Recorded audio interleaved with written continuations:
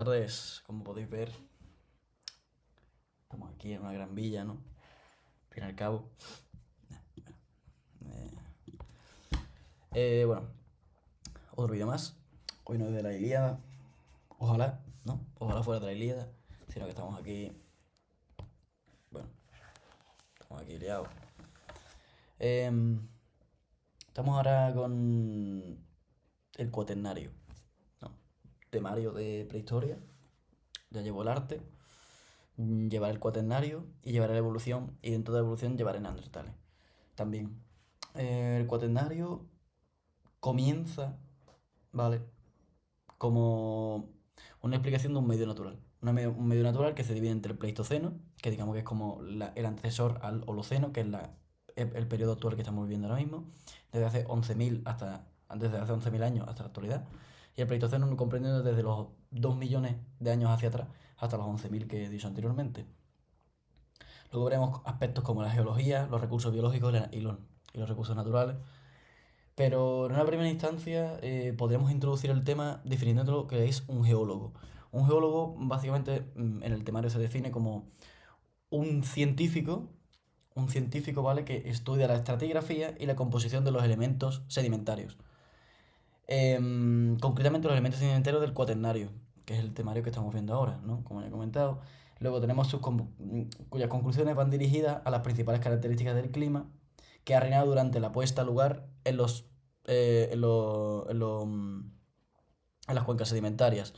Um, Luego tenemos la definición de estratigrafía, que podríamos definirla como la ciencia terrenal que estudia la superposición de capas, su extensión y las diferencias que ellas tienen entre sus facies. Sus facies, digamos, su composición sedimentaria, la cronología, etcétera. Además, tenemos que, además de su diferencia de las facies, tenemos las condiciones de depósito y la posibilidad de poder encuadrar su edad relativa, ¿no? Además de establecer los lazos entre sus sedimentos y documentos arqueológicos. Posteriormente introduciríamos digamos, la definición de sedimentación o sedimentario o sedimentología. Aquí, como lo he podido escribir, está aquí, estos son todos, digamos, los apuntes. Que por otro lado tenemos que la sedimentología es la composición, origen y condición de los depósitos de sedimentos cuando son puestos en evidencia gracias a la medida y al análisis de los elementos que los constituyen. Es decir, digamos que la sedimentología es la composición y el subsiguiente análisis que se realizan y el subsiguiente análisis que se realizan de los diferentes materiales sedimentarios y de los componentes que, vaya redundancia, lo componen o cómo se constituyen, ¿no? Em, Luego tenemos que después de numerosos técnicos que conducen al conocimiento de la naturaleza del depósito, de su modo de formación y de su evolución posterior, son principales técnicas como la granulometría, la morfoscopía, de los granos de cuarzo y el estudio de materiales pesados. Digamos que es los medios o las técnicas que se pueden emplear para el análisis de los componentes o los elementos que constituyen los elementos sedimentarios del cuaternario, dentro de lo que es la definición de sedimentología. Vale, hagamos una recapitulación porque estos son tres conceptos muy importantes que debemos de comprender para el tema, como son lo que es el geólogo, la sedimentología y la sedimentología y la estratigrafía, ¿vale? Entonces, recapitulemos. El geólogo es el que estudia, es el estudiado que estudia, vaya redundancia, la estratigrafía y composición de los elementos sedimentarios del cuaternario, sin más. Luego sus consecuencias van dirigidas a las principales características del clima que ha reinado durante la depositación de estos materiales sedimentarios durante el cuaternario. Luego tenemos la, luego tenemos la estratigrafía, que es la ciencia terrenal que estudia la superposición de capas, su extensión, su composición, sus diferencias entre sus facies y las diferencias y la posición de capas, su extensión, su diferencia de facies, sus condiciones de depósito y la posibilidad de poder encuadrar cronológicamente de manera relativa su edad a través de la superposición de capas, como ya digo. Y establecer diferentes lazos entre los materiales sedimentarios que lo componen y documentos arqueológicos. Esto es un poco complicado de comprender, ya que, como yo, que nunca he dado prehistoria de esta manera tan profunda, comprender esta serie de terminología y elementos se puede hacer un poco complicado. A mí me ocurrió lo mismo con el tema del arte, ¿no? El tema del arte abarca varios aspectos que llevan desde una base total de lo que se comprendía como el arte paleolítico, a ya una visión posmoderna, como ocurre con la hibridación del neopositivismo y el eclecticismo posmoderno. Pero de nuevo es un ciclo, ya que si nos remontamos al comienzo del arte, observamos como una, una serie de décadas donde reinan, por así decirlo, visiones sobre el arte asociados a la hechicería, a la brujería, a la magia, a la religión, entre otros. Además de diferentes desarrollos de aspectos diversos como los de Reynolds, que hacen de la pintura o comprenden la pintura como un proceso, una acción que favorecía la caza a una manera de magia, a una manera como de magia simpática. Es el término que acuña o el término que le asocian posteriormente, no sé exactamente cuando se da este término de magia simpática, ¿no? Simpática entre comillas, por supuesto. Luego tenemos otra visión totalmente distinta, como es la de Van o la de Breuil mismamente. Breuil compone un sistema de dos grandes ciclos que abarcan dos grandes estilos dentro del arte, donde está el estilo auriñaco-perigorniense, donde predomina un trazo macarrónico y las huellas de mano. Y también podemos ver un estilo solutre-magdaleniense, donde predomina, em, el polícromo y a la vez esta alcanza su plenitud total. Luego, este, como van y ven de los dos grandes ciclos de la auriñaco-perigorniense y del solutre-magdaleniense, de Breuil, permanecerá durante muchísimas décadas hasta la revisión de Lemming en Peraire. Una figura que veremos posteriormente, bueno, que veremos, no, realmente lo vamos a ver cuaternario, pero que se ve posteriormente en el estructuralismo. Lemming en Peraire también establece una escisión del arte en dos tipologías dentro de dos grandes grupos, los grupos interiores y los grupos exteriores, haciendo esta escisión entre los santuarios exteriores y los santuarios interiores, de nuevo coincidiendo por supuesto en los dos grupos, tanto interiores como posteriores. El interior comprende simbología, signos, tectiformes, entre otros, y los exteriores, figuras de animales y mujeres. Y bueno, mujeres, figuras femeninas, más bien. Em, Luego tenemos a Leroy Gurham. Leroy Gurham es una de las figuras más trascendentales, por lo menos por lo menos de las que se plasma en el temario, ya que Leroy Gurham pues incide, ¿no? En la cisión o en la división esquemática en la división esquemática cronológica del arte a una manera lineal, ordenada, estructurada. Esto conllevará durante el procesualismo varias críticas y su subsiguiente desmitificación por parte de Clotes y Maury, ya que también se estableció la teoría o la teoría o el principio dual sexual que asociaba el caballo al género masculino y el bisonte al género femenino. Esto lo apoyaba mucho Gurham, y posteriormente se desmitificaría, como ya he comentado. Y bueno, resumiendo un poco, me estoy enrollando.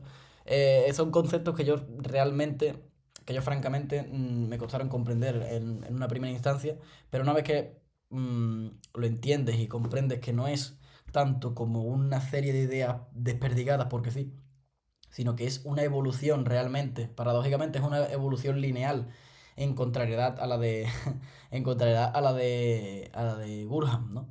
Porque vamos desde un concepto mágico hechicero religioso raro hasta un concepto hibridista que une las dos corrientes, el neopositivismo y el eclecticismo posmoderno, y que luego volvería a los comienzos con el totemismo, la religión, la magia, tal.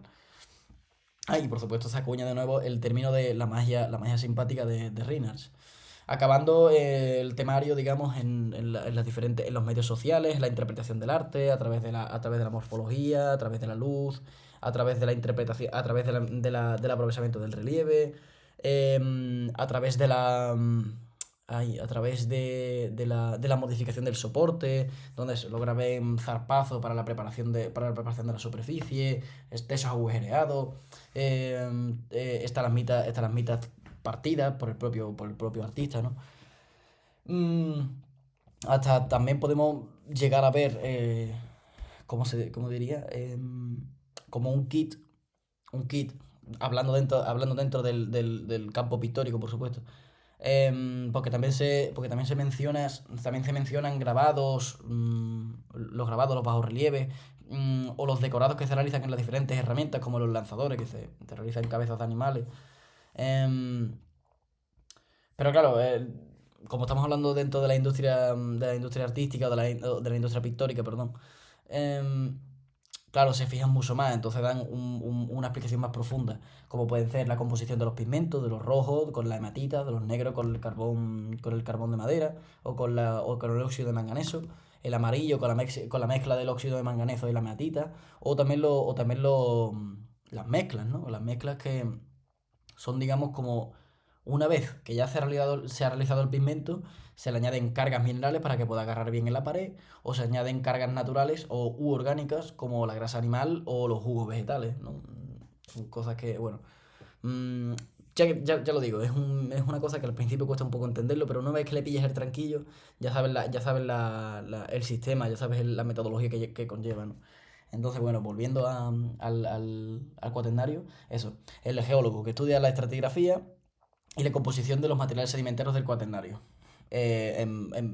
a muy resumidas cuentas, ¿no?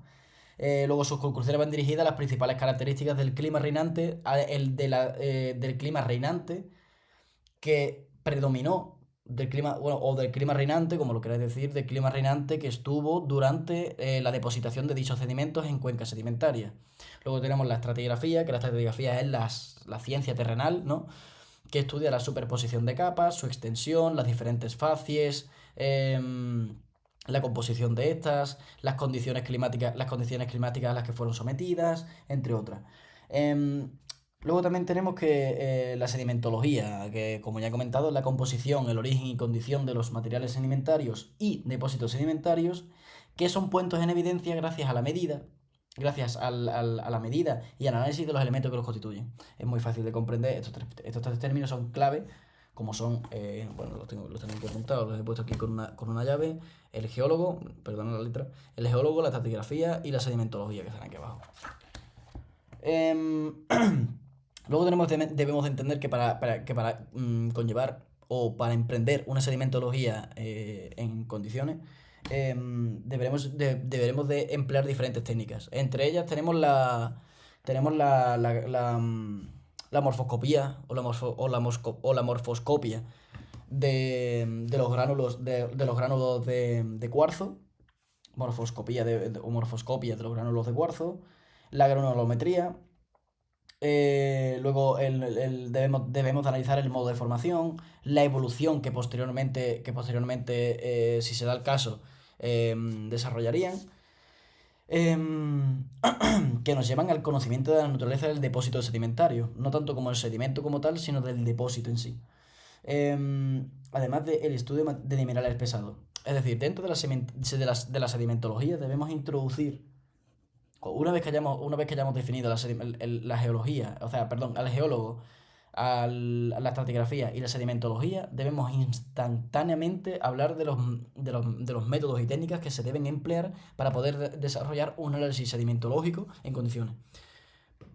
Por supuesto, la morfoscopía o morfoscopia de los gránulos de cuarzo. La granulo, la granulo, joder, la granulometría, por supuesto que hay que tenerla en cuenta. el estudio de materiales de minerales pesados. Son los tres claves para poder llevar a cabo una sedimentología en condiciones.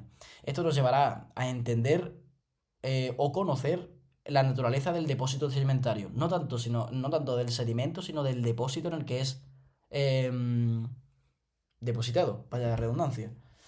Y luego instantáneamente pasamos a las latitudes altas. Las latitudes altas, como tengo aquí en el papel, un momento, creo que lo tengo por aquí, o está aquí, aquí está.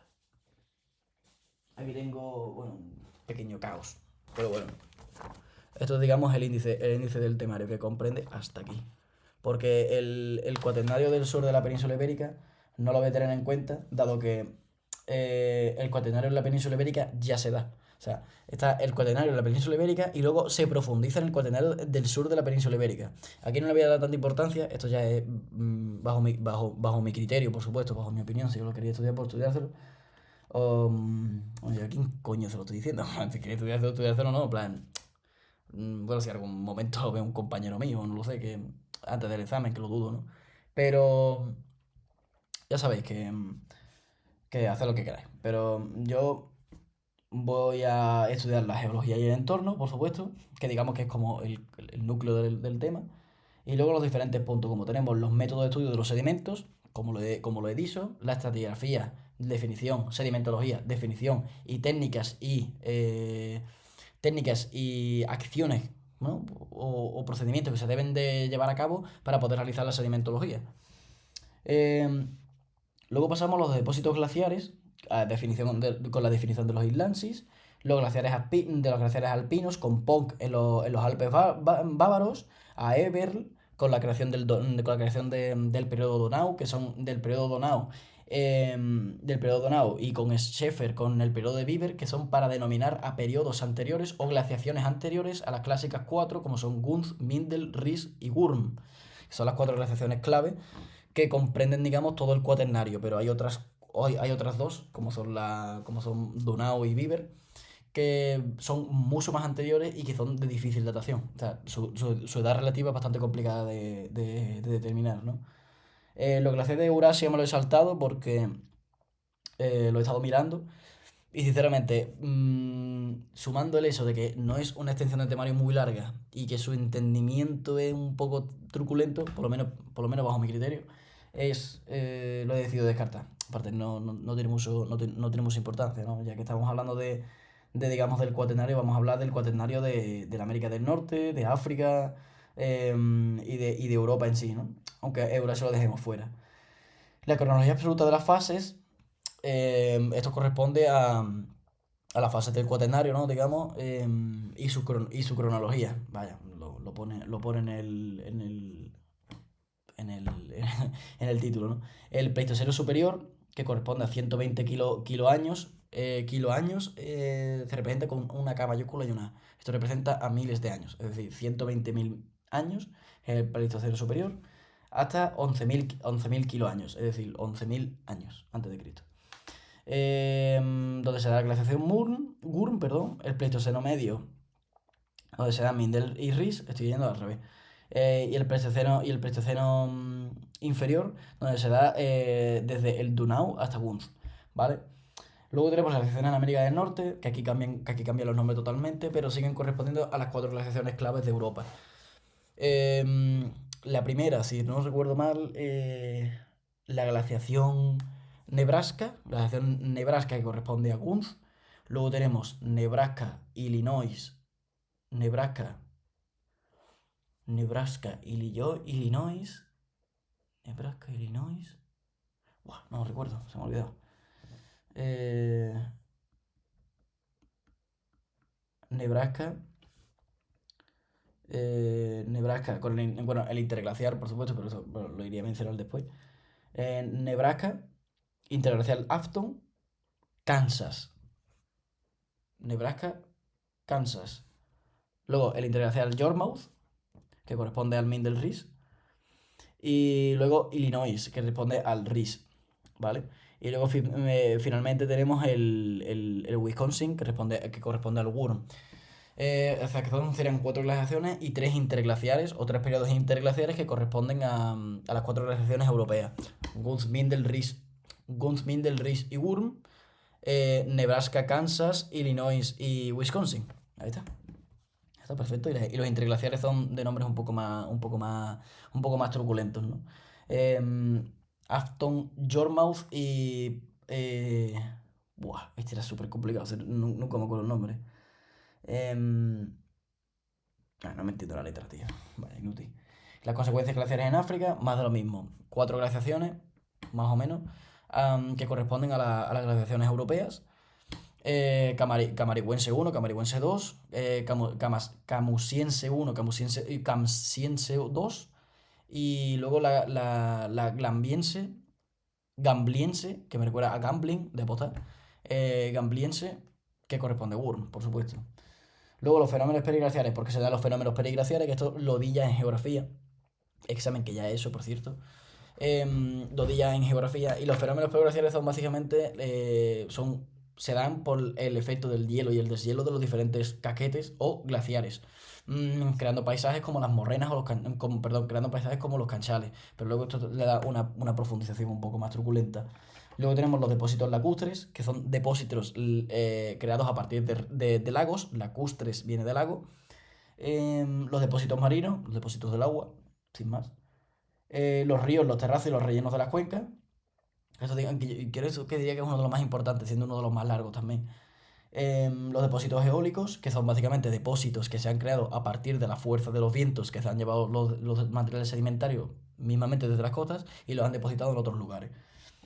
Luego tenemos los depósitos en cuevas y abrigos, con la definición y función de los depósitos en cuevas y abrigos. Bien, esto es bastante importante, los depósitos en cuencas y abrigos, en cuevas y abrigos, porque son trascendentales y tienen, creo que, los materiales sedimentarios más importantes. Creo recordar, ¿eh? Luego, lo que es el cuaternario en la península ibérica, pues todavía lo que es esta parte no la he tocado. He llegado hasta los depósitos en cuevas y abrigos, por supuesto, por eso le he podido dar, digamos, como un pequeño repaso.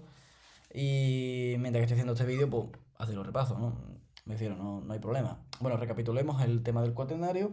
Venimos con lo del geólogo, que es el científico que estudia, tal. Bueno, geólogo, definición de geólogo, definición de estratigrafía, definición de sedimentología, técnicas y procedimientos.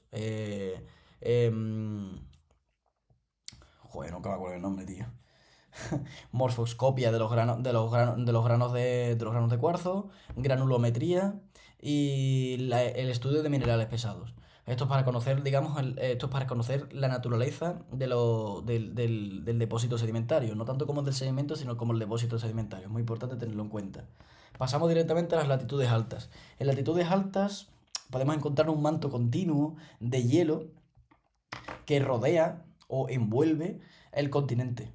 Groenlandia, Antártida, perdón. Este fenómeno es denominado islansis, ¿vale? Esto es un término muy, muy importante que debemos tenerlo en cuenta para todo el cuaternario.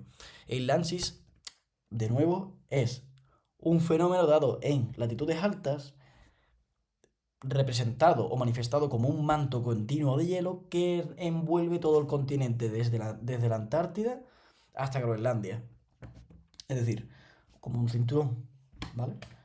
Luego tenemos la definición de islansis, y que en las montañas se instalan los Alpes glaciares de los valles, denominados como glaciares alpinos. Luego, los glaciares están entre los agentes de erosión más importantes. Esto es muy importante, también se da en geografía, ya que los glaciares son los causantes de los valles en forma de U, a través de la acción erosiva que realizan con el movimiento normalmente frontal, con el pulimiento de los fondos y la depositación de materiales sedimentarios en los laterales, creando hombreras o morrenas de piedra, de materiales sedimentarios, minerales, entre otros. ¿No? Bueno, entonces tenemos la definición de islansis, que es en latitudes altas un cinturón, ¿no? O un manto, más bien manto, vamos a verlo como manto, un manto continuo de hielo, Un manto continuo de hielo que envuelve todo el continente, desde Groenlandia hasta la Antártida.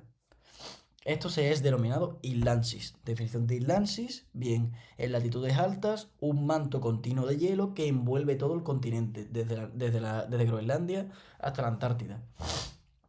Luego tenemos que en las montañas se instalan los Alpes, perdón, los glaciares de los valles. Los glaciares de los valles, también denominados glaciares alpinos. Los glaciares están entre los agentes erosivos más importantes, dado que a su...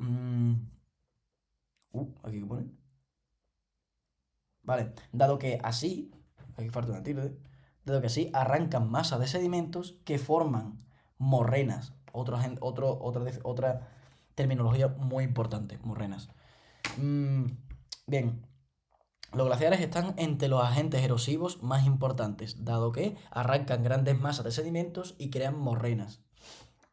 Dichas morrenas, luego continuamos, luego de explicar por qué y quiénes son los agentes erosivos más importantes, explicamos quiénes son las morrenas. Dichas morrenas laterales están formadas de dehesos depositados sobre los laterales del glaciar, como yo dije. Morrenas, hombreras, cinturones de piedra, como tú quieras llamarlo. Pero vamos a dejarlo en morrena porque es una terminología más técnica. Una terminología que puede llenar más, ¿no? Llenar más, digamos, la definición. Entonces, bien, tenemos que en latitudes altas, un manto continuo de hielo redondea o abarca o envuelve todo el continente, desde Groenlandia hasta la Antártida. Luego es denominado como islansis, por supuesto. En las montañas se instalan los valles glaciares, denominados como Alpes glaciares o glaciares alpinos, y los glaciares están entre los agentes erosivos más importantes, dado que arrancan grandes masas de sedimentos y forman las morrenas. Dichas morrenas son causadas a través de la acción erosiva de los glaciares en su movimiento frontal o directamente en su movimiento en cualquier dirección, depositando materiales sedimentarios en los laterales de estos. Es digamos como que... voy a hacer aquí un pequeño dibujo, no para que lo podamos entender mejor. A ver si puedo con un folio. Si llámame todos los folios. Aquí está. He comprado ahí un paquete de 500, porque ya nos he pimplado todo. Vale. Bueno, estamos aquí. Digamos que aquí tenemos el glaciar. Típico glaciar, no, bueno, que parece una montaña, ¿no? Pero estoy en historia, no estoy en arte, ¿vale? O sea, no estoy en la carrera de arte. Luego, si tenemos aquí el glaciar hace un movimiento. Ahí. El glaciar hace un movimiento frontal o en cualquier dirección. Esto no significa que vaya a salir volando para arriba, sino que se mueve hacia adelante, se mueve a los laterales, o se mueve al otro lateral, o se mueve hacia atrás. Bastante complicado que se mueva hacia atrás, pero bueno. Luego, una vez entra en una zona de sedimentos, con su movimiento se los va trayendo hacia los laterales. Aquí lo vamos a hacer de nuevo y se lo trae a los laterales con su movimiento. Entonces, ¿qué es lo que pasa? Eso significa, estos son materiales sedimentarios que se van colocando a los laterales. ¿Qué es lo que pasa cuando se colocan a los laterales? Que se forman, bueno, a ver cómo lo escribo esto, se forman morrenas.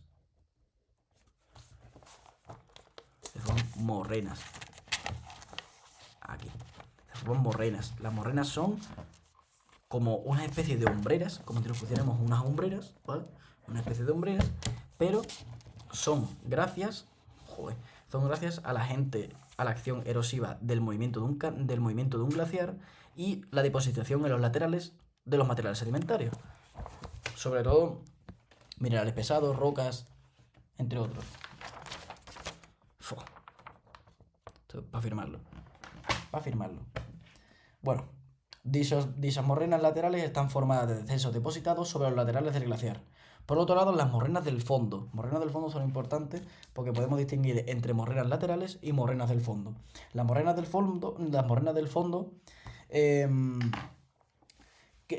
cimentadas por gruesos bloques que caen en las grietas y que contribuyen a limpiar el lecho rocoso que al igual es un soporte del glaciar. Entonces, ¿qué es lo que pasa?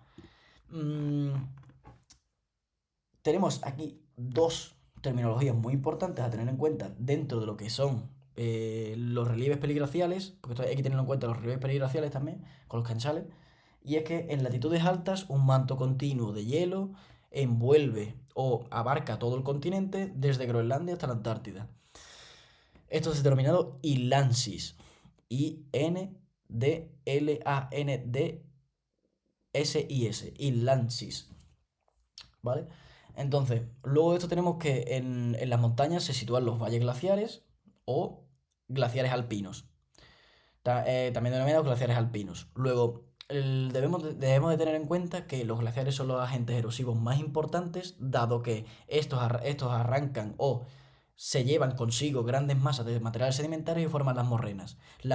Dichas morrenas se clasifican entre morrenas laterales y morrenas del fondo. Las morrenas laterales son un gran compendio, un gran conjunto de materiales sedimentarios, sí, me he vuelto loco, de materiales sedimentarios colocados en los laterales de un glaciar a través de su movimiento, llevando consigo una fuerza erosiva. Bien, luego tenemos las morrenas del fondo que sirven, ¿vale? Las morrenas del fondo que están caracterizadas por estar cimentadas por gruesos bloques que caen en las grietas y contribuyen a polimentar el lecho rocoso del fondo, que al igual sirve como soporte del glaciar. Vale, luego de los materiales sedimentarios, tenemos que hablar del polvo. El polvo, seguido de este, se mezcla el polvo, seguido de este, se mezcla en los bloques y el conjunto se atraviesa por torrentes subglaciares. Muy fácil. Es decir, esto es todo un proceso, esto es como una definición en partes de lo que digamos es el proceso sedimentario y sus consecuencias de un glaciar. La formación de morrenas laterales, que son lo que ya he definido, perdón, definido, la creación de morrenas del fondo, que estos al estar cimentadas por grandes bloques, ayudan a caen en las grietas y ayudan a pulir el fondo del lecho rocoso, que también eh, ayuda a servir como soporte del glaciar. Luego tenemos el polvo levantado o polvo que se encontraba dentro de la zona sedimentada o de los propios materiales sedimentarios sepultados que se han podido compactar y se han podido pulverizar.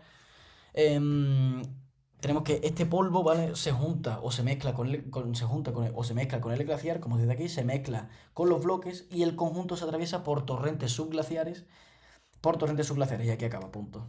Que como era como que lo fuera a seguir, pero no seguía. Estos sedimentos fluvioglaciares, es decir, como agua del glaciar derretido, y las morrenas quedan como testimonio de la actividad de dos glaciares tras su desaparición.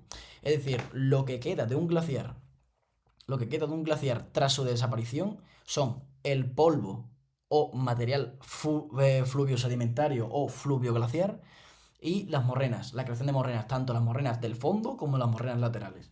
Bien, recapitulamos. Tenemos el geólogo que estudia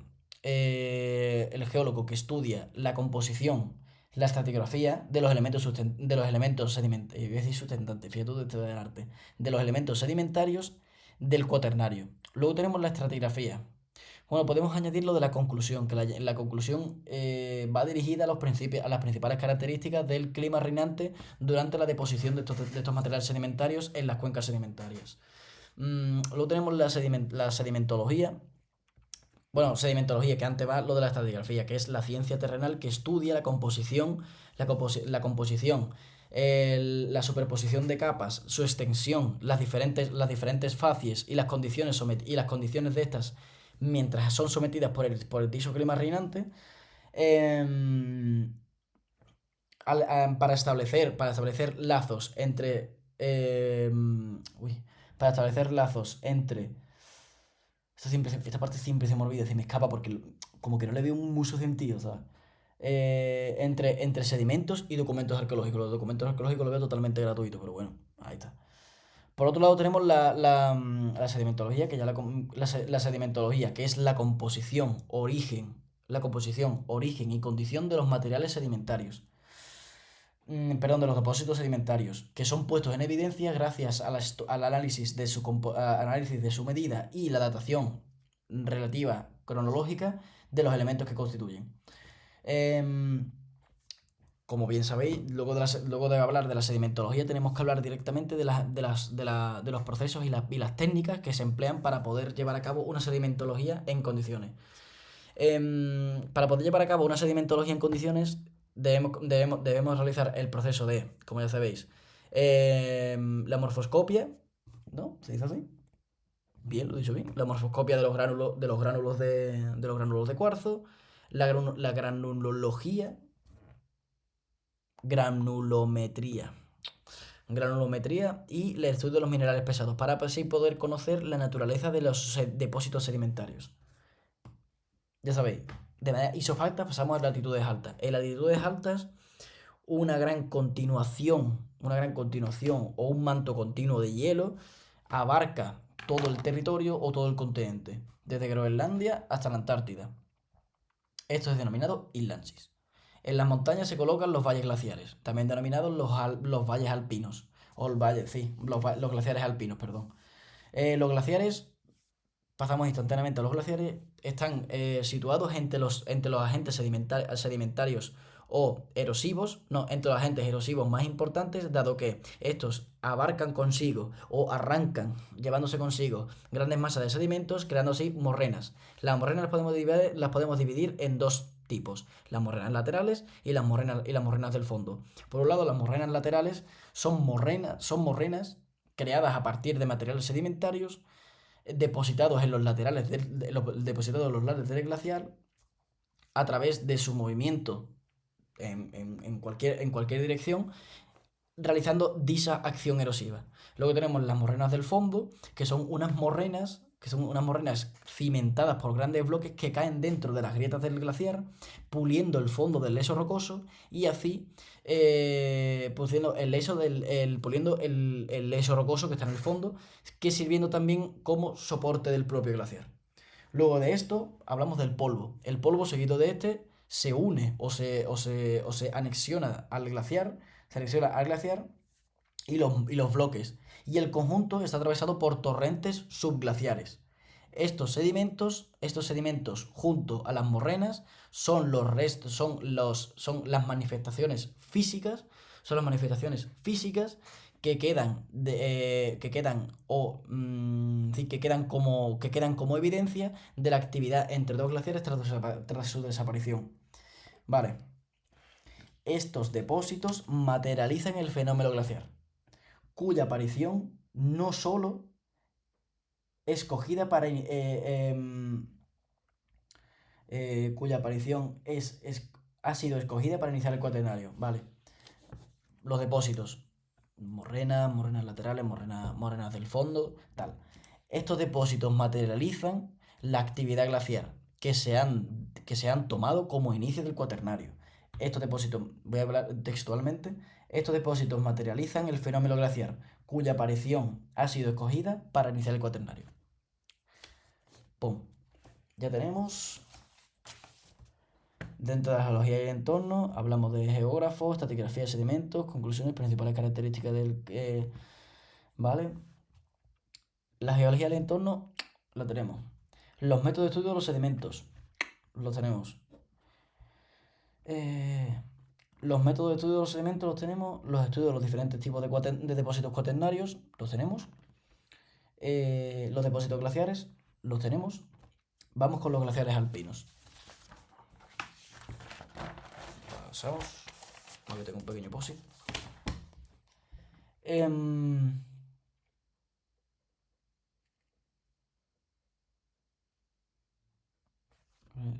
ver. Vale, esto dejármelo mirar un momento en los apuntes, porque no sé lo que pone, para variar. Depósitos glaciares, cronología absoluta de las fases, glaciares alpinos. Vale.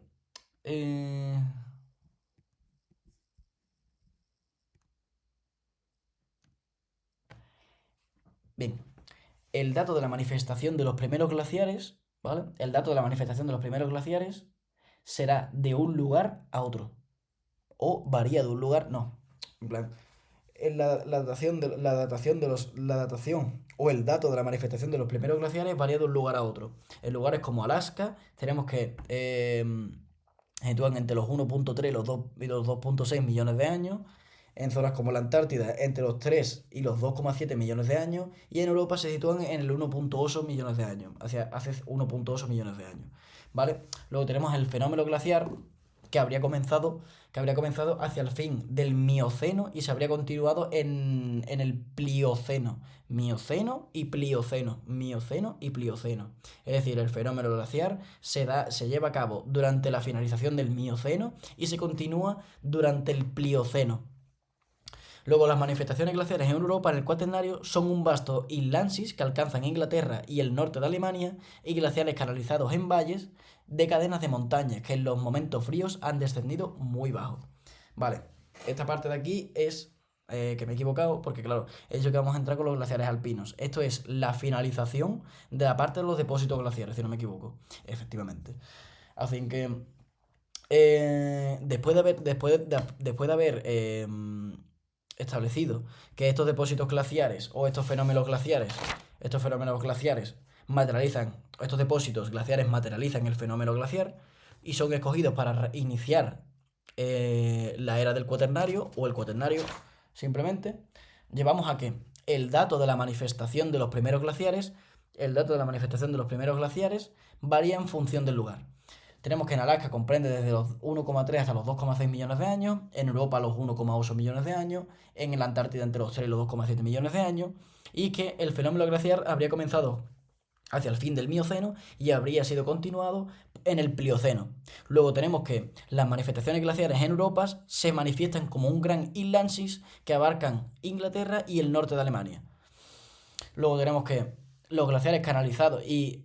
Vale, las manifestaciones glaciares en Europa tenemos el Inlandsis que abarca Inglaterra y el norte de Alemania y glaciares canalizados en valles de cadenas de montaña que en los momentos fríos han descendido muy bajo. Vale, ahora sí hemos terminado con los glaciares alpinos. Tenemos que en un principio se reconoce la existencia de una sola glaciación. Es decir, durante una primera instancia se reconoce fervientemente que solamente ha existido una glaciación, para que luego Penck ponga en evidencia la existencia de 4 glaciares: Gunz, Mindel, Ries y Wurm, a través del estudio de la cronología de los depósitos glaciares en los Alpes bárbaros. Como ya digo, Gunz, Mindel, Ries y Wurm. Posteriormente, Eberl crea el nombre de Donau y Scheffer crea el nombre de Bieber para poder denominar a glaciaciones anteriores de difícil datación. Es decir, Donau y Bieber son anteriores a Gunz y, por supuesto, a Mindel, Ries y Wurm, por supuestísimo. Vale, bien, una vez que comencemos los glaciares alpinos, que es el punto 1.2, debemos comenzar en que se mantiene desde un principio la idea de que solamente existió una sola glaciación. Es decir, una sola glaciación que comprende todo el Cuaternario. Pero claro, luego llega Planck, si no me equivoco, Planck o Penck. Penck pone en evidencia la existencia de 4 glaciaciones o 4 glaciares a través del estudio y el análisis de depósitos sedimentarios en los Alpes bávaros. Este da con la conclusión de que estos 4 glaciares son denominados Gunz, Mindel, Ries y Wurm. Totalmente clave. Esto es como los dedos de las manos. Te lo tenéis que aprender. Igual que este es índice, corazón, anular y meñique y pulgar. Os debéis de aprender que las cuatro glaciaciones, más las 2 añadidas que vienen después, gracias a Scheffer y el otro tonto, que no me acuerdo el nombre, son Gunz, Mindel, Ries y Wurm. Donau y Bieber, anteriores. Vale, entonces, como con los glaciares alpinos o las glaciaciones alpinas, debemos comenzar diciendo que desde una primera instancia se comprende solamente un solo glaciar o una sola glaciación que comprende todo el Cuaternario. Luego llega Penck y es a través del análisis y estudio de depósitos sedimentarios y su datación cronológica,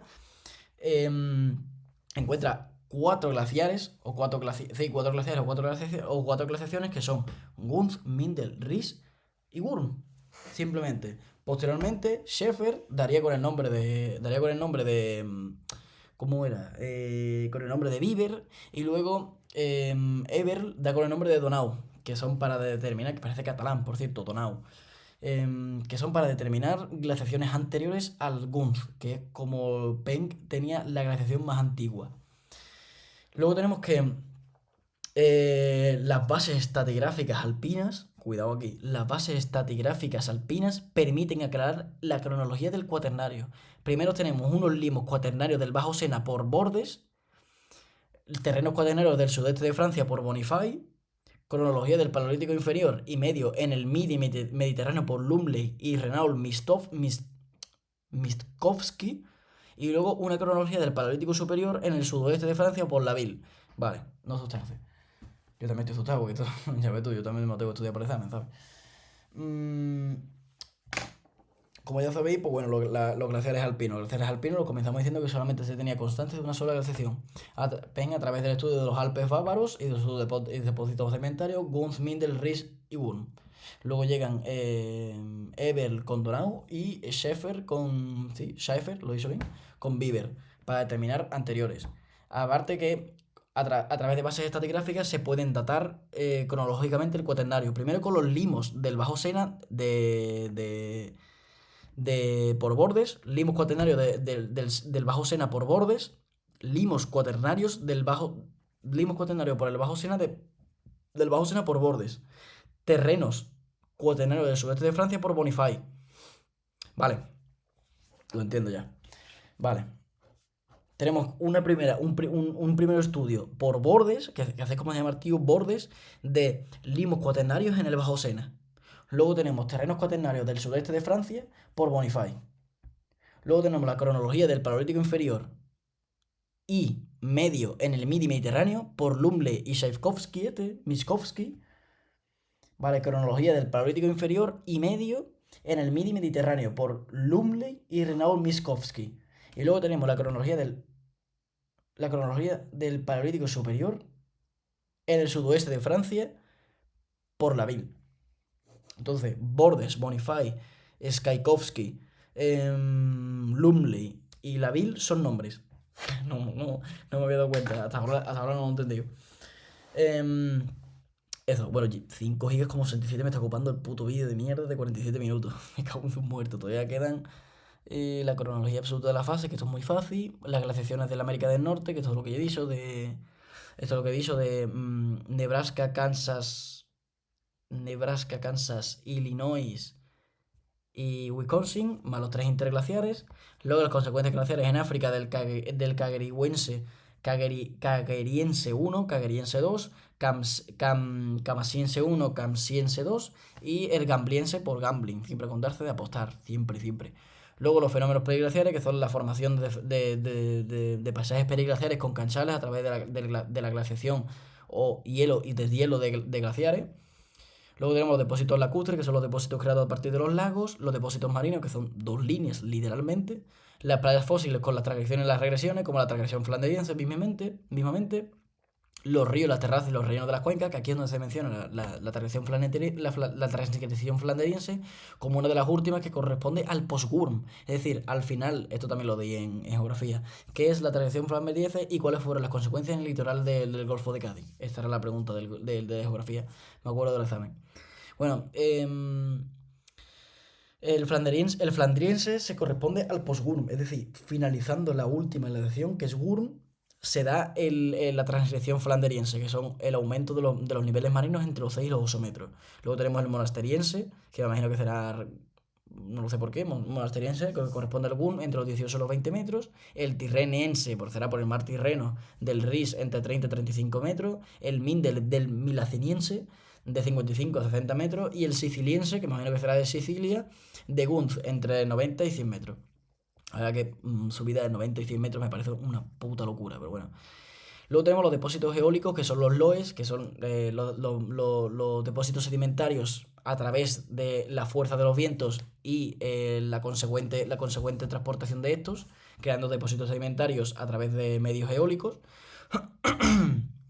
Y luego los depósitos en cuevas y abrigos, que esto es bastante importante. Luego llegamos al cuaternario de la península ibérica, que son tres cuartas de lo mismo de lo que hemos explicado ahora, pero aplicándolo a la península ibérica, es decir, en España. Sin más. Luego tenemos los límites, las periodizaciones glaciares, perdón, periodizaciones clásicas, con la caracterización del clima cuaternario, por las glaciaciones y los interglaciares, la generación del Islandia en Europa, que ocupa Inglaterra y Alemania del Norte. Em, Luego tenemos los ecosistemas de tundra, la extensión del cuaternario hasta la actualidad entre el Pleistoceno y el Holoceno, ya sabéis, 2,9 millones hasta los 11.000. Eh, aquí mismamente lo dice, el Holoceno asociado al gran cambio climático postglacial que marca entre los 9 kiloaños y la actualidad, 9.000 años antes y la actualidad. El Pleistoceno, que se dividía en varias etapas: Pleistoceno superior, Pleistoceno medio y Pleistoceno inferior, en función de las variaciones climáticas. Bastante fácil. Y la actividad glaciar, esto es muy fácil, la actividad de los glaciares durante el cuaternario. Cuaternario marino y el balance del medio natural en su contexto original, en su contexto regional, que esto es bastante cortito pero un poco pesado, la verdad. El cuadro paleoclimático y cultural, por lo que he estado leyendo, yo todavía no, esto no me lo he estudiado directamente. La fauna en el cuaternario de la península ibérica, este está guapo. Este está guapo. La fauna y la flora y la vegetación en el cuaternario de la península ibérica. Luego introduzco los apuntes: la alimentación en el paleolítico, con la comida de la tierra, la despensa de un grupo paleolítico, la cocina paleolítica, el conocimiento de las plantas, y se acabó. A veces son epígrafes muy cortos, pero que si lo uninamos todo hacen bastantes páginas. Luego de esto iría la evolución, que le tengo cague. Le tengo honesto cague, pues son 17 páginas.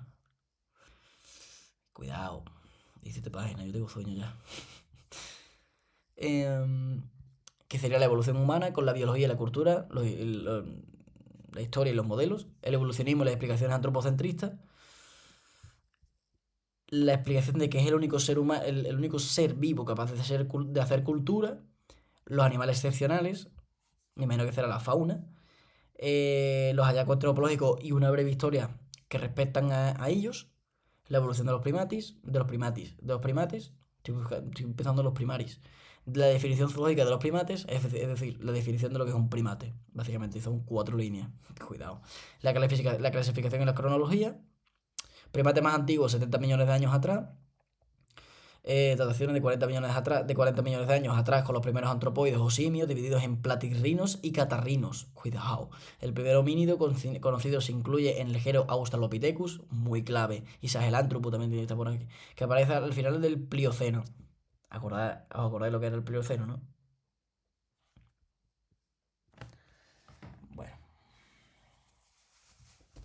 El Plioceno era básicamente la parte anterior a lo que es, digamos, la datación cronológica del cuaternario.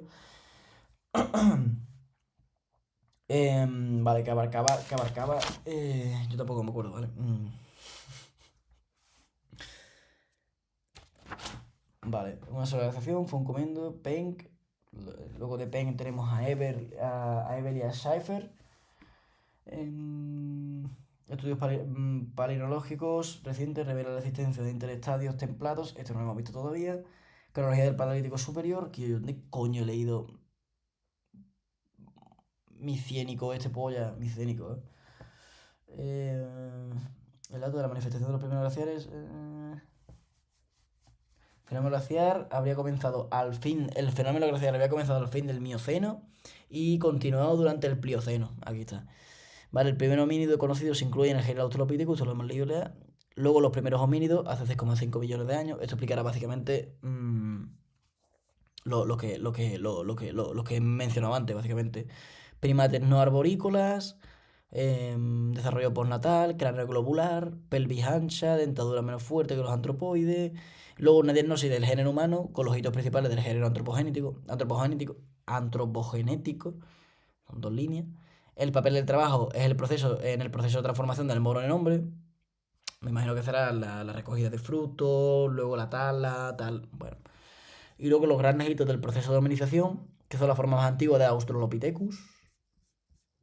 el Australopithecus africanus, Australopithecus robustus, el Australopithecus boisei, aspectos físicos de los Australopithecus, los modos de vida del Australopithecus, el Homo habilis, el aspecto físico del Homo habilis. El Homo habilis es el primer fabricante de los útiles. Luego llega el Homo erectus, los primeros humanos, según Arzuaga y Martínez, los dos grandes investigadores. La diversificación del Homo, las primeras estructuras de hábitat, la humanización y el Homo habilis, el útil como testimonio de un pensamiento conceptual, el cerebro, una línea que define las estructuras anatómicas vinculadas al lenguaje, la cavidad bucal, los grandes monos, un pseudolenguaje, pregunta, el Homo erectus, los Homo erectus en África, el problema del megántropo, los Homo erectus de Asia Oriental, los Homo erectus de Europa o neandertales, los Homo erectus de Europa de 700 kilos años, 400 kilos años, los neandertales de 200 kilos años, 25 kilos años, y que llegamos a los rasgos generales de los neandertales del Próximo Oriente con los rasgos generales de los neandertales del Próximo Oriente, ¿vale? Son 17 páginas de puro dolor, de culo, ¿eh? Puro dolor. Así que, ¿cómo me organizo yo esto? Pues a las 2:39 tengo un sueño que te cagan, padre. Vale, vamos a llegar hasta glaciares alpinos. Vale, vamos a hacer una cosa. Glaciares alpinos, la cronología absoluta de la fase con el Pleistoceno inferior, Pleistoceno medio y el Pleistoceno superior. Las glaciaciones en América del Norte, las consecuencias glaciares en África. Yo creo que voy a llegar hasta aquí. Hasta los depósitos en cuevas y abrigos. Fenómenos periglaciares, depósitos lacustres, depósitos marinos, playas fósiles, los ríos, porque es que acabo de leer el tema 6, creo que es de la evolución, no recuerdo. Y me ha dado susto, no te voy a mentir. Son 17 páginas de puro dolor y mucho temario. 17 paginitas, tío. 17 páginas, estamos a viernes. Yo creo que si me la pego todo el día, es posible. Si me la pego desde por la mañana hasta por la tarde no sé ya, por la tarde bien entrada no sé, yo creo que soy capaz de aprenderme lo que me quedaría, que sería el cuaternario de la península ibérica y posteriormente la evolución. Yo diría que sí. Si no, pues tendré que resumirlo muy heavy, porque son 17 páginas, tío. A ver cómo lo hago. Aparte tengo que repasar Antigua. Hostia, que no me da la vida, primo. Vale, los depósitos eólicos, los LOES. Pues creo que voy a tener que hacer la mítica de aguantate aquí hasta las 5 de la mañana, ¿eh?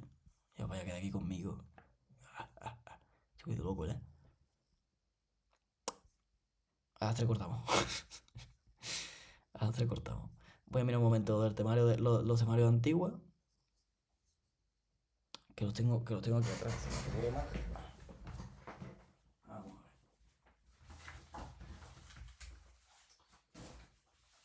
Mira, 6, 7 y 8, Antigua. Aquí está el tema 6. Es muy denso. El tema 6 son 2 fucking páginas. Minos y micenas. Guapísimo. Civilización menoica o cretense y micenas. Fácil. No hay que preocuparse. Coño, puto clip de mierda. Voy a meter un grapazo.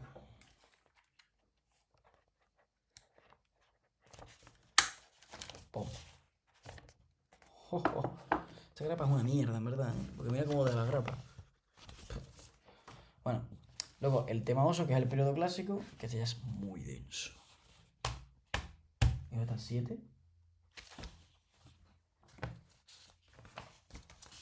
Son 1, 2, 3, 4, 4 y media y 5.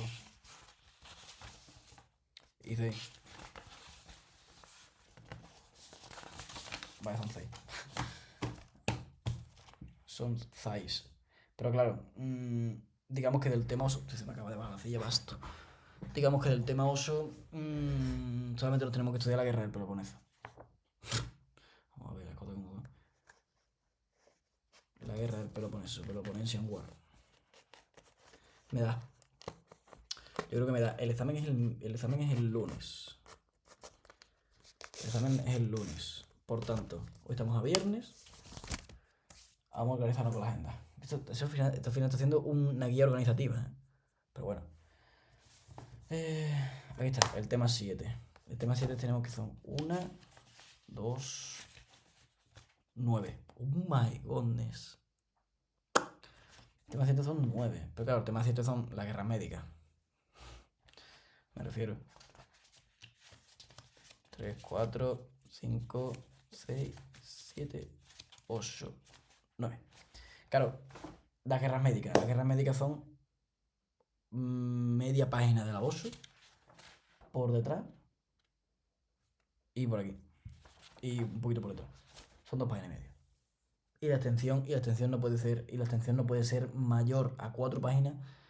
A 4 páginas en el examen de Antigua, por lo tanto no puede entrar el tema 7 como tal. Porque claro, si fuese a entrar el tema 7, fuera a entrar un epígrafe,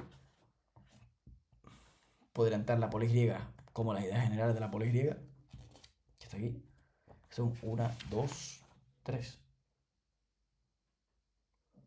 Luego el mundo griego de ultramar, que esto dudo que entre. Pues esto es 1, 2. Esto es media página, esto es una carilla. Odio decir la palabra carilla, por cierto. Introducción a Esparta y Atenas. Aquí una pequeña introducción. Tema de los periecos, Esparta y su evolución política, Atenas en el arcaísmo y las guerras médicas. Sinceramente me han hecho las guerras médicas. Sin más. Sí. Porque las guerras médicas, 560 al 546, el reinado de Creso de Lidia. Las ciudades jonias prosperan con comercio y mercenariado con Lidia, por Creso de Lidia. Luego en el 546 tenemos que las polis de Asia Menor son sometidas a vasallaje por Persia. Luego llegamos al 525 con Cambises en Egipto, la conquista de Cambises en Egipto, la dura batalla contra mercenarios griegos y las relaciones Jonia-Naucratis se rompen.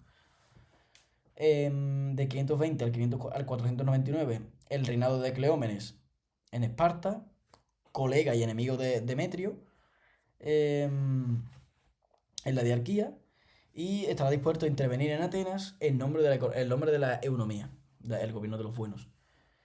Del 499 al 494 tenemos una rebelión de las ciudades e intervención de Hipias, rebelión de las ciudades jonias al vasallaje e intervención de Hipias con Darío I para llevar la guerra a Grecia.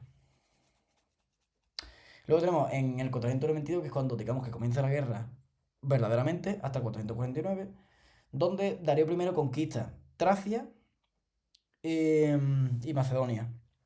Luego, esto lleva a que Aristóganes de Mileto, con aceptación del resto de Asia Menor, busca escapar de la asfixia económica o de la asfixia comercial de Persia, y con el apoyo de Atenas y Eretria, los rebeldes queman Sardes, la isla de Sardes, y posteriormente serán vencidos los rebeldes jonios. En el 490 tenemos la primera guerra médica, donde destaca la guerra de Maratón con Milcíades, Filipides, victoria griega, muy trascendental esta victoria. En el 463 tenemos las nuevas vetas de plata de Laurión, del monte Laurión. Eso lleva a la conformación de la flota de 200 naves de Temístocles, si no me recuerdo mal. Esto lleva tal. Vale. En el 461, la Segunda Guerra Médica, son 3, por cierto, la primera, la segunda y la tercera. La primera con la batalla de Maratón, la segunda, la batalla de las Termópilas, de la batalla de 300, de la película de 300.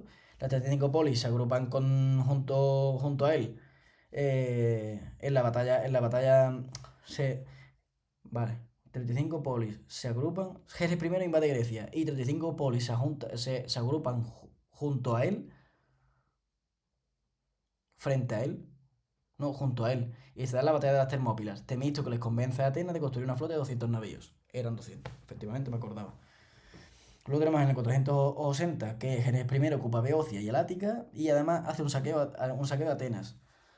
Además, se decreta, vaya redundancia, el decreto de Temístocles o el decreto de Trecen, creo que era así, En el 400, y luego llega 479, 467, 472 y 449 con la paz de Calias. Instantáneo. Bueno, en el 479 la batalla de Platea. Brutal. En el 460 batalla de Salamina, por cierto, victoria de la flota de Temístocles contra la flota persa en la isla de Salamina. En el 479 batalla de Platea. Y el mismo día la batalla de Micala, con dos batallas, con dos victorias griegas, por supuesto. En el 477 se funda la Liga Marítima de Delos, con Atenas como líder. Em, en 470 la Tercera Guerra Médica, donde Cimón derrota a los persas en Eurímedes. En el Eurimedón, perdón. En el río Eurimedón, la batalla del río Eurimedón. Y en el 449 se forma la paz de Calias entre Pericles y Jerez I de no intervención en territorios opuestos. Es decir, los persas no intervendrán en territorio ateniense y los atenienses no intervendrán en territorio persa. Y aquí está la explicación tosa. Pom, pom. Y estaría el tema 7. Vamos, que también te lo digo. Que yo para Antigua, digamos que tengo lo que le emplearé mañana, que mañana será en aprenderme el tema 6, que el tema 6 lo veo papel de fumar. Tema 6, tema 7, las guerras médicas, por supuesto. Leerme un poco leerme un poco de la Grecia, de las Atenas arcaicas, todo el rollo para entenderlo, por si, yo qué sé, por si tengo que ponerlo. Y luego del tema oso lo que tendría que poner es el periodo clásico griego, la Atenas de Pericles del 469 hasta el 429 a.C., donde he elegido 16 veces hegemón, todo el rollo. Vale, la Atenas de Pericles. Luego tenemos la diferencia entre la Liga de Lelos y la Liga del Peloponeso, encabezada por Esparta, por supuesto. Que ya digo que no son musas, sino que simplemente estos no tienen, la Liga del Peloponeso no tienen una obligación de pago y tampoco tienen un tesoro de la Liga o un tesoro federal. Luego, Pericles y las instituciones del siglo IV a.C., la ciudad, las culturas y las artes, los nombres más trascendentales, como serán Protágoras, Heródoto, que es el padre, el supuesto padre de la historia, pero que realmente es Tucídides, con la historia de la guerra del Peloponeso, la educación y la sofística. Sofística encabezada por Protágoras, por supuesto. En la educación, pues tenemos la pedagogía y la enseñanza de la oratoria, la enseñanza de el cobrar por enseñar, de la sofística, bueno, todo el rollo. Luego tenemos el periodo de las hegemonías del 404 al 362, donde está la muerte de Epaminondas del 362 a.C., que es el líder, uno de los mayores líderes militares que tiene Tebas, donde llevan a la victoria de diferentes batallas contra los espartanos, por ejemplo, y el batallón sagrado de Tebas. La guerra de Peloponeso, por supuesto, no esto entra dentro del periodo de las hegemonías, esto es antes, donde Atenas pierde la hegemonía y Esparta se convierte en primero en la hegemonía del Peloponeso para luego ser Tebas, si no me equivoco. Vale, como digo, periodo de la hegemonía, luego hegemonía tebana, 372 a.C., muerte de Epaminondas en el 362 a.C., la segunda confederación ateniense del 377 a.C., que esto solamente entra en el test, por cierto. El sometimiento al ostracismo de Tucídides, perdón, de Temístocles. Luego llega la guerra de Peloponeso con Tucídides. Ahora mismo es que me estoy haciendo un lío porque lo estoy leyendo todo esquematizado y los esquemas míos son una puta mierda. Paz de Antálcidas en el 366 a.C. La guerra de las consecuencias de la guerra de Peloponeso. Vale, esto vamos por culo. La hegemonía ateniense. Vale, que hablamos básicamente de la hegemonía ateniense, que adopta su hegemonía tras las guerras médicas. Y en el 469 llega Pericles, las diferentes instituciones, democratización, es elegido 16 veces estrategos, modernización, embellecimiento de Atenas, llega la educación, tal. Vale, vamos a info. La guerra del Peloponeso serían medio folio, uno por aquí, otro por aquí, otro por aquí. Y luego llega el periodo de la hegemonía, que es bastante corto. Y los apuntes del glosario tenemos que definición del Partenón, que era el gimnasio, la educación, la diferencia de la Liga y la Liga del Peloponeso. Vale, lo veo bastante viable. Lo veo bastante viable. Aprenderme la Gogué espartana. La Gogué espartana, el tema 6, las guerras médicas, las guerras del Peloponeso. Y luego, todo lo que viene siendo Egipto y Mesopotamia. Para tu casa. Sí, porque si no, no me da tiempo. Simplemente. Vamos, que tengo bastante seguro que vamos a sacar notaza. Sí, señor. Vale. Me tomaré un descansillo y ahora vendré por aquí. O no. No, bueno, depende. Esto es la evolución, qué miedo de tema, chiquillo.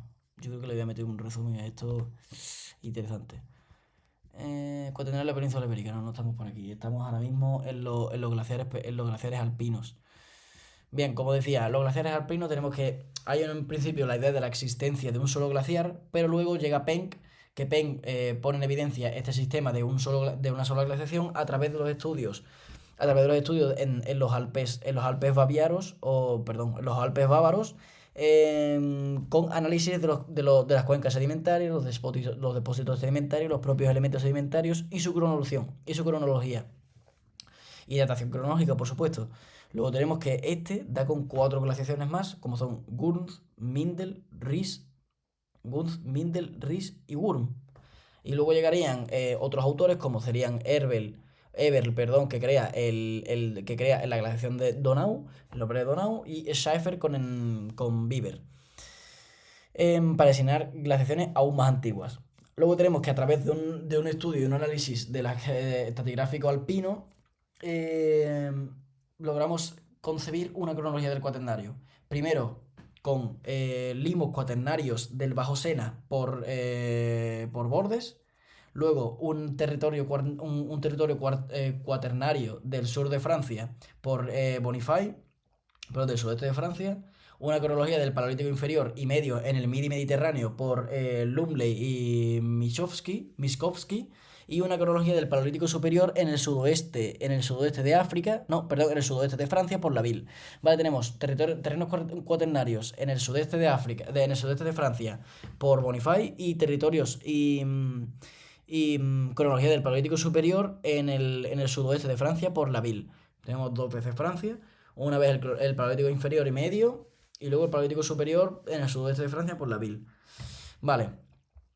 Los estudios palinológicos recientes han revelado la existencia de interestadios templados en los periodos glaciares. Es decir, los interestadios son periodos interiores o intermedios entre los glaciares. Los estudios palinológicos recientes han revelado la existencia de interestadios templados en los periodos glaciares, especialmente en el seno de la última glaciación, Wurm. Las fases glaciares corresponden a periodos suficientemente largos y fríos para hacer desaparecer el conjunto de una vegetación forestal. Luego los interestados templados llevarán a la restauración completa de la vegetación arbórea.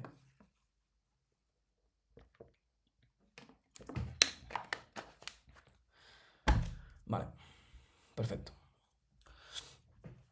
Esto es bastante fácil. Esto es bastante fácil. Vale, lo tenemos. Los glaciares alpinos. Concebimos una primera existencia de un solo glaciar. Luego tenemos la edición de Penck del estudio de los Alpes bávaros, Gunz, Mindel, Ries y Wurm. Luego llegarían Eberl con Donau y Schaeffer con Bieber. Luego tenemos que a partir de análisis estratigráficos alpinos llegamos a una datación cronológica del cuaternario, con un primer lugar con limos cuaternarios del Bajo Sena por Bordes, terrenos cuaternarios del sudeste de Francia por Bonifay. Luego tenemos datación del Paleolítico inferior y medio del Midi Mediterráneo por Lumley y Tsaikovsky. Y luego datación del Pleistoceno superior en el sudoeste de Francia por Laville. Perfecto. Los estudios palinolígicos han revelado la existencia de interestadios templados de interestados templados entre, entre las glaciaciones. Es decir, durante las glaciaciones la fauna y la forestación o la vegetación es reemplazada por una estepa herbácea y durante las fases interglaciares, que son periodos climáticos cálidos y húmedos, conllevan la restauración completa de una vegetación arbórea. Ahora tenemos un ciclo todo el rato entre glaciaciones y interglaciares. Primero las glaciaciones hacen una estepa herbácea y luego los interestadios con climas templados o que son periodos templados o cálidos, tenemos la creación de una vegetación arbórea. La cronología absoluta de las fases. Pleistoceno inferior. Hostia, vaya pelo, ¿no? Pleistoceno inferior, Pleistoceno medio y Pleistoceno superior. El inferior de 4,2 a 720 a 700 kiloaños, que corresponde a a Donau, que entre los 2 millones y los 1,7 millones al año. El de glaciar Wunz, que entra dentro del Pleistoceno inferior. Vale, tenemos que dentro del Pleistoceno inferior entra la glaciación, tanto la Donau como Wunz. Dentro del Pleistoceno medio entra Mindel y Ries. Y luego el Pleistoceno superior, el glaciar Gurm. Simplemente. Las glaciaciones en América del Norte. Vale. Tenemos que pasar aquí directamente. Durante las fases glaciares, el islandés laurentino o lauretiense, perdón.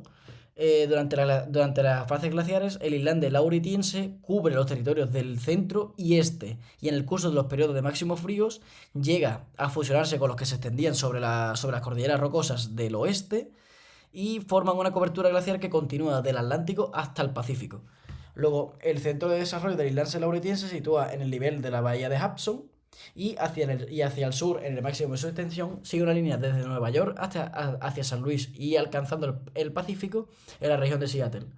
4 glaciaciones principales separadas por fases corresponden o se paralelizan con las glaciaciones de Europa. Vale, tenemos primero glaciación Nebraska, interglaciar Afton, glaciación Kansas, interglaciar Yarmouth, glaciar Illinois, interglaciar Sangamo, nunca me acordaba el nombre, y el glacial Wisconsin, que corresponde al Wurm. Cada uno corresponde a Gunz, Gunz-Mindel, Mindel, Mindel-Ries, Ries, Ries-Wurm, Wurm. Ese orden. Luego las consecuencias glaciares bueno, vamos a repasar lo de las glaciaciones en América del Norte, porque a mí tampoco me quedó muy claro. Durante las glaciaciones, durante el periodo de las glaciaciones, el islandis lauretiense ha cubierto los territorios del oeste, del centro y del este. Y en el curso de los periodos de máximos fríos se han fusionado con los que se estaban extendiendo por las cordilleras rocosas del oeste, estableciendo un cordón de rocas o un cordón, estableciendo una cobertura glaciar que continúa desde el Pacífico desde el Atlántico hasta el Pacífico. Luego, el centro de desarrollo del Islandsis se sitúa al nivel de la bahía de Hudson y hacia el sur, en el máximo de su extensión, sigue una línea desde Nueva York hasta San Luis, alcanzando el Pacífico en la región de Seattle. Luego, las cuatro glaciaciones principales que corresponden a las glaciaciones europeas, realizando como digamos un paralelismo. Si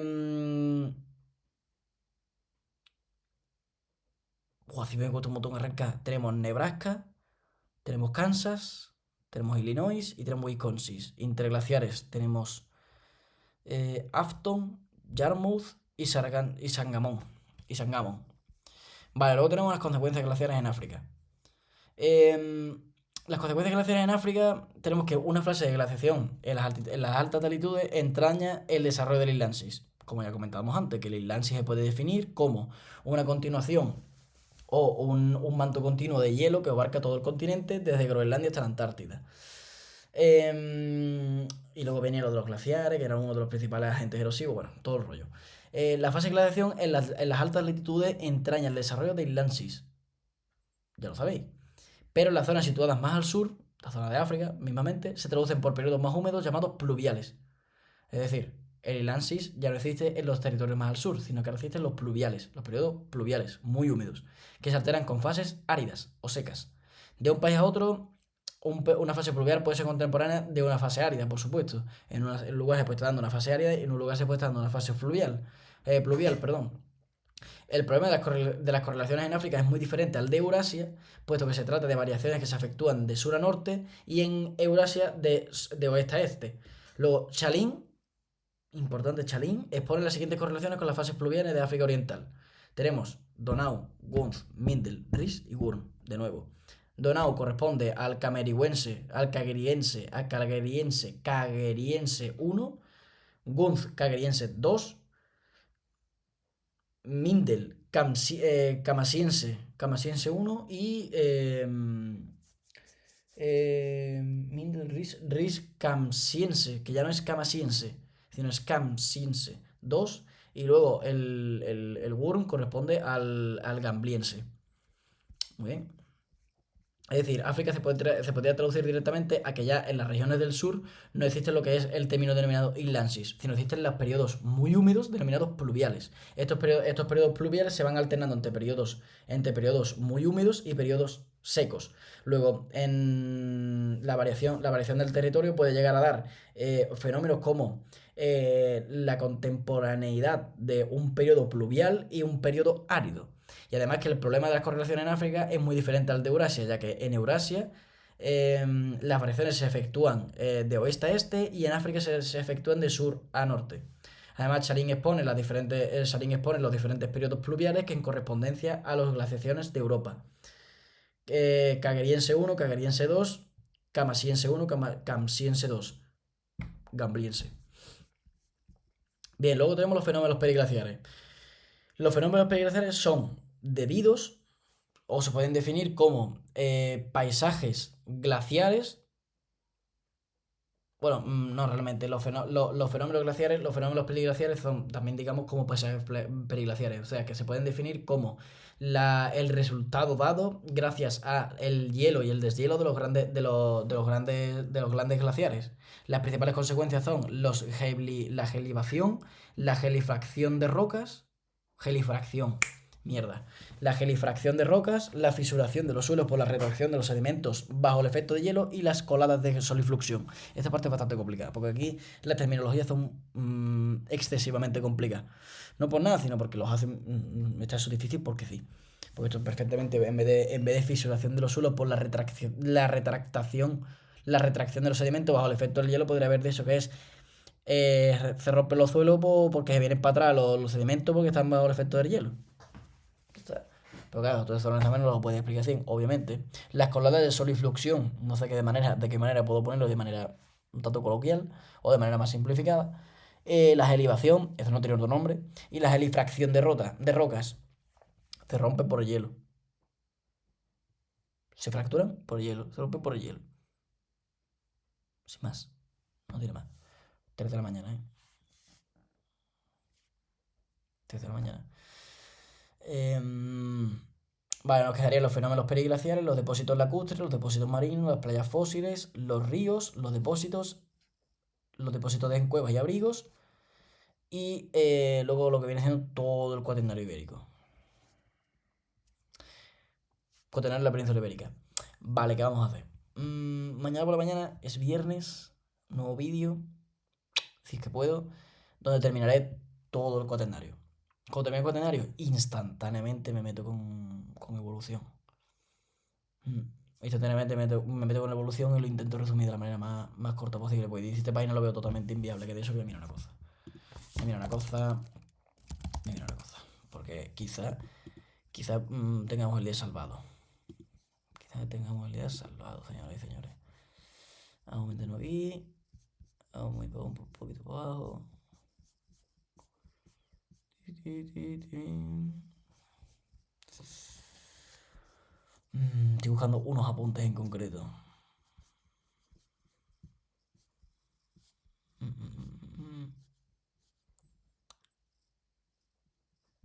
Vale.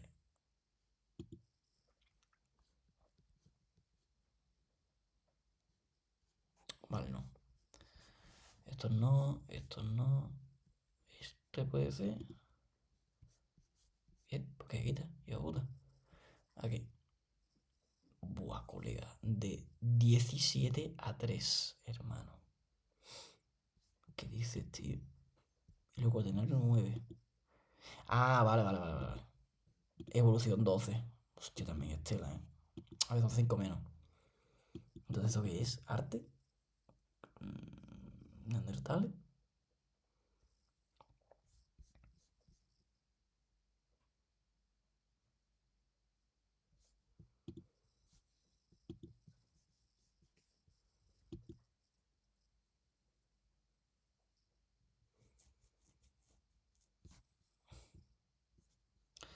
Vale, son 12 páginas. Evolución humana.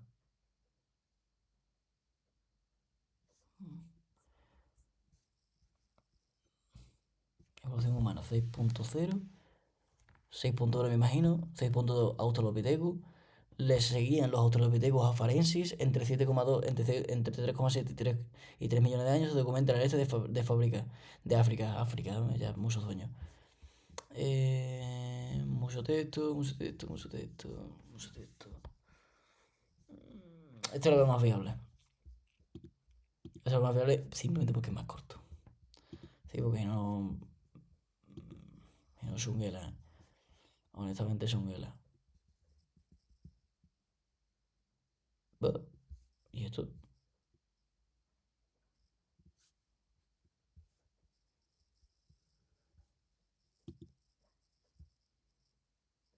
4 páginas.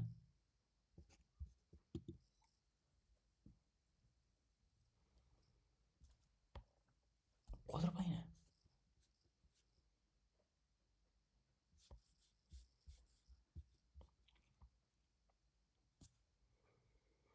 Este es el mío. Este es el que voy a tener que yo. Sí, señor. Este lo voy a complementar con otro. Sí, lo voy a complementar con otro. Y así por lo menos pues, puedo tener, digamos, un poco de margen, ¿no? Porque no lo mismo estudiar hace 17, que me parece una absoluta burrada, a estudiar hace 4 del arte. Sí, y el cuaternario son 4 también. El cuaternario son 4 también. Que también me lo podría estudiar con las 4 páginas perfectamente, porque creo que comprende todo. Vamos a mirarlo. Eh, no falla. Tenemos geología y entorno del hombre prehistórico, geología y entorno, sí, depósitos cuaternarios, que me imagino que ahí meterá los depósitos glaciares y todo el rollo. Cuaternario de la península Bueno, vaya salto, ¿no? Vaya salto, ¿no? Y la introducción, geología y entorno del hombre prehistórico.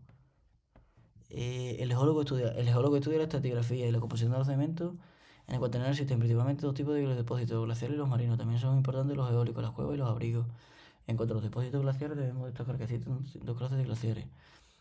En montañas altas, islansis, y en montañas altas, en latitudes altas, islansis, y en montañas alpinos. Los glaciares alpinos, que Penn puso en evidencia, ya citados, fueron llamados el más viejo al más joven. Estos apuntes son muy chungos. Yo ya una vez que he estudiado esto,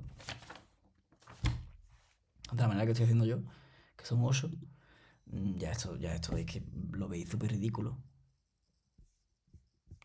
Ya esto se ve ridículo. Pero, sí.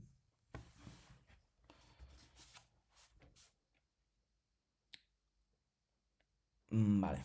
Entonces sí, nos hemos quedado por el del papel.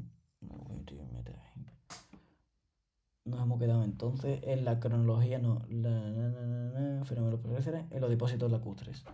Pero hemos quedado aquí. Depósitos lacustres. De ahí para atrás, me lo sé. De ahí para atrás me lo sé bastante bien. Mañana lo que haré por la mañana, me lo voy a apuntar en la libretilla. ¿Dónde está? Creo que está aquí. Efectivamente. En la libretilla. Os recomiendo llevar una libretilla de esta porque nunca sobra, llevar una libretilla de esta. Que ya lo he escrito unas pocas veces, Mira, he escrito ya unas pocas veces la organización. pero ahora toca una nueva regresión, que estaría comprendida por mañana, levantarse a las 9 de la mañana, por supuesto, a las 9 y trincar directamente cuaternario. En cuanto se termine cuaternario, instantáneamente evolución de las 12 páginas estas.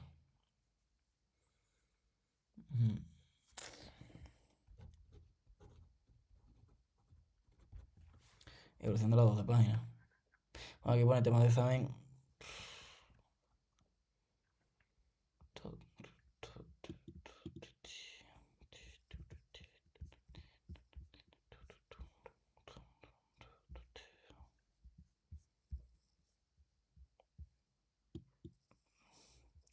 Que la evolución que sean 4 páginas, tío. Bueno, son 5 realmente, por una Neandertales. Me lo estoy de aquí, son 5 paginillas. Me lo estoy de aquí. Si veo que lo termino muy rápido, yo qué sé, por lo que sea, lo complemento con otros apuntes y ya está. Así que sí. Evolución 12 páginas o 5 páginas más complementación. Sí, yo diría que sí. Y una vez que esto se termine, haremos un repaso global, que lo haré yo aquí con vosotros. Y empezaría a meterle con las prácticas y antiguas. Yo creo que esto lo terminaré bien el sábado por la tarde. Eso de tener ya, digamos, el temario y